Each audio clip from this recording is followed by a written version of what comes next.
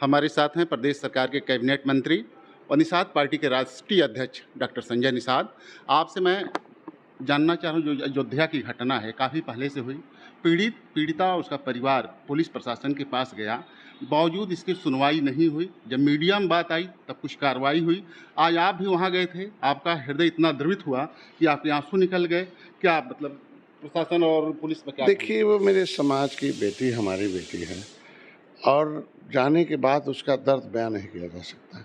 कितने दर्द में और कितनी सहमी हुई है कि वो सही बात बोल नहीं पा रहे। उसके वजह से उसका जो दर्द है वो आप समाज के सामने। आज जिस तरीके से लोग अपराधी को लोग बचा रहे हैं, अपराधी की पैरवी कर रहे हैं, ये निषाद कमज़ोर देश को आज़ाद कराया हो, देश का सम्मान बढ़ाया हो, भगवान राम को पार उतारा हो, मुग़लों अंग्रेज़ों को मौत के घाट उतारा हो, भगवान राम उसी के साथ निषाद राज भी उसी अयोध्या में पढ़ते थे गुरुकुल में, वहीं सुमंत उनके मामा थे, जिनका एक गौरवशाली इतिहास रहा हो। आज ऐसी बच्ची के साथ हो और उसके घर में पंखे न उसके बाप ने हो, गरीबी का इस तरीके से लाभ उठाकर दुराचारी उसके साथ व्यभिचार करते हों।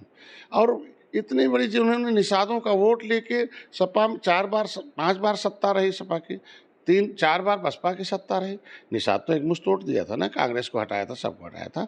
आज वो निषाद के साथ न खड़ा होकर एक जो है एक उनके वोट बैंक है, अपराधी है, जो उनका जो है नगर अध्यक्ष है, उनका सक्रिय मेंबर है, उसके साथ उसे बचाने के लिए डीएनए टेस्ट की बात कर रहे हैं। अरे यार, डीएनए टेस्ट मतलब गलत है ना। हमें तो पता क्या इनके समय डीएनए टेस्ट होकर कार्रवाई होता है।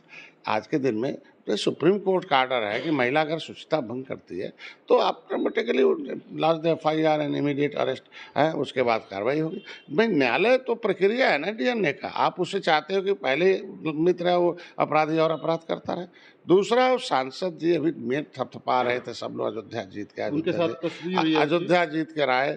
पता चला कि अयोध्या जिताया कौन? इन्हीं अपराधियों ने। और आज के दिन में शर्मसार कैसे कर रहे हैं घटना। और आज उन्होंने पूछा प्रेस वालों ने सांसद जी से कि भाई ये अयोध्या की घटना है, फला आपके साथ रहता था। उन्होंने कहा हमें कुछ नहीं पता है। और दिल्ली से आए, पूरा देश आज के दिन में मर्माहत है उस घटना से, सभी लोग शर्मसार हैं।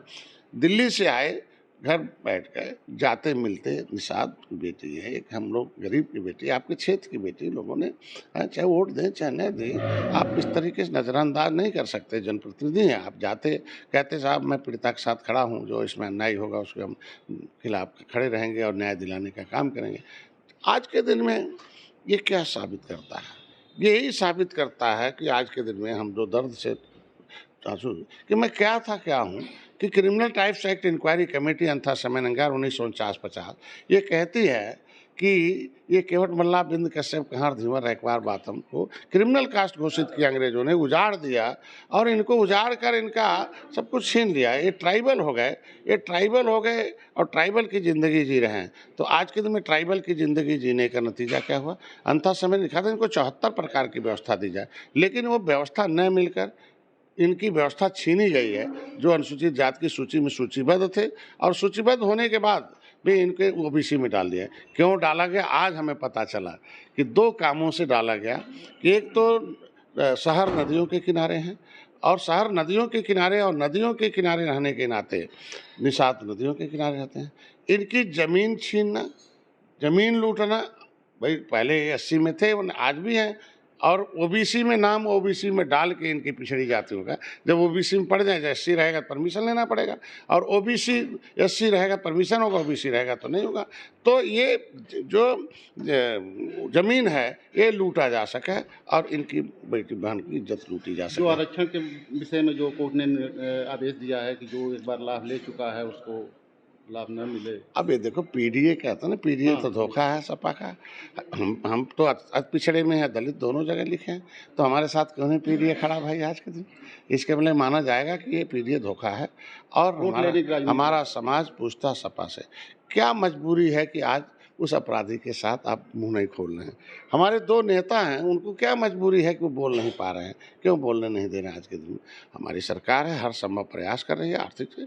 आज के दिन में जो इन लोगों ने 30 सालों से OBC से हटाना, SC में लाना, एक आर्डर था कि कोई नो एनी है power of the state government and high court in the matter of the SC ST, तो उसके आधार पर हमारे मामले को अब सुप्रीम कोर्ट ने एक आर्डर किया कोटे में भी कोटा हो, जो निचले पावदान पर रहने वाले व्यक्ति हों उनको अवसर मिले, क्योंकि संविधान में आरक्षण की व्यवस्था इसीलिए दिया है कि जो कमज़ोर हैं उन्हें अवसर प्रदान किया जाए, बड़े लोग हैं वो उनको अवसर प्रदान करें, और अवसर प्रदान के नाते आज उन्हें मिले। तो इसमें भी बड़ी मछली छोटी मछली को खा रहे थे, हमारे जैसे लोगों को भाई मझवार होते हुए भी देखो किनारे कर दिए।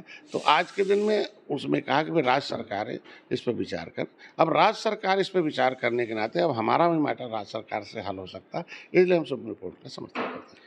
एक सवाल और कि जैसे अभी कुछ दिन पहले आपने कहा था कि मेरी बात दरोगा भी नहीं सुनता है, अधिकारी इतने निरंकुश क्यों हैं? अयोध्या की घटना भी आपके सामने है, वो पीड़ित लोग गए थे, फिर भी अधिकारियों ने कार्रवाई समय पर नहीं की। मैं मुख्यमंत्री जी को बधाई दूंगा हाँ।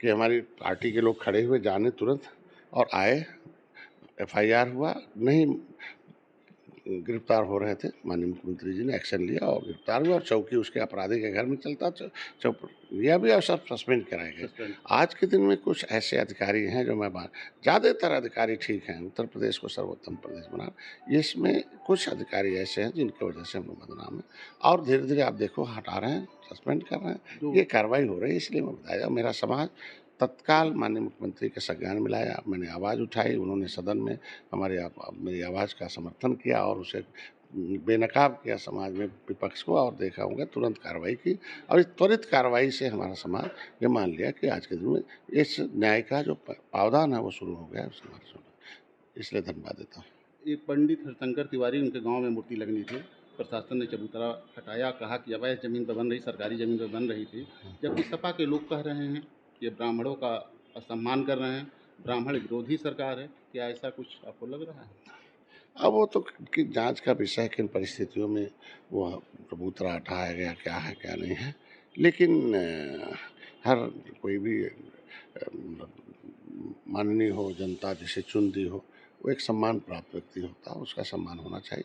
और सपा के पास विपक्ष है, बी फार विपक्ष, बी फार बयान, बी फार विरोध करना, बयानबाजी विरोध के अलावा कुछ रह नहीं गया है, और ये सारे लोग एक हैं और इसमें झगड़ा लगाने का काम सपा करती है।